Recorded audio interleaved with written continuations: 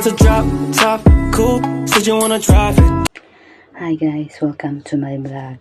Sa mga baguhan dyan, napapunta pa lang dito sa Hong Kong, may ibibigay ako sa inyong idea at tips kung anong dapat nyong gawin sa panahon na aalis yung mga amo ninyo, magta-travel na mga 3 weeks, 2 weeks. Dapat guys, i-secure nyo yung mga sarili ninyo. Dapat i-check nyo kung may bigas ba, may maluluto ba kayo, may makukuha ba kayo sa rep.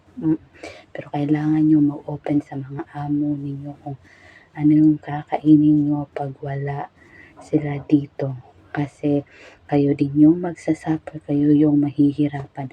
Guys, huwag kayong mahiya kasi karapatan nyo yan na magsabi sa kanila kung ano ang kakainin nyo sa mga araw na wala sila. Kasi guys, nag-a-adjust din yan sila.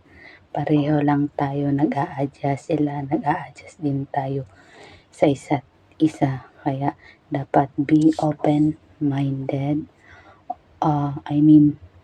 Yung minsan 'di ba magagalit sila na hindi mo alam bakit. Kasi nga minsan yan sila, busy sa trabaho, or galit sila sa mga anak nila or sa mga kapareha.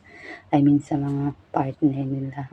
Minsan talaga tayo yung pagbubuntungan nila. Guys, mag-open lang kayo, magsabi lang kayo para maintindihan nila kayo. Kasi pag hindi talaga kayo magsabi, hindi kayo mag-open sa kanila, hindi nila malalaman yung kung anong gusto mong sabihin o ipahiwati o iparating sa kanila. Ganun sila guys. So, dapat maging open kayo, huwag kayong mahiya. Tapos tapangan niyo yung mga sarili niyo pagdating niyo dito. Kasi nga, kadalasan or karamihan talaga dito na mga amo, walang pakialam sa mga helper nila.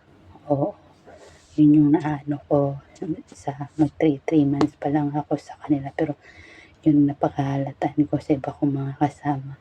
Alam niyo ba yung mga kasama ko, yung mga kabatch ko, umuwi na ng Pinas dahil nga sa kakulangan sa pagkain. Hindi ko lang alam, siguro hindi sila nagsasabi sa mga amo nila or talagang nahihirapan lang. Kasi sinabi ko talaga na ayoko sa kasi minsan yung communication barrier yung kadalasang problema dito.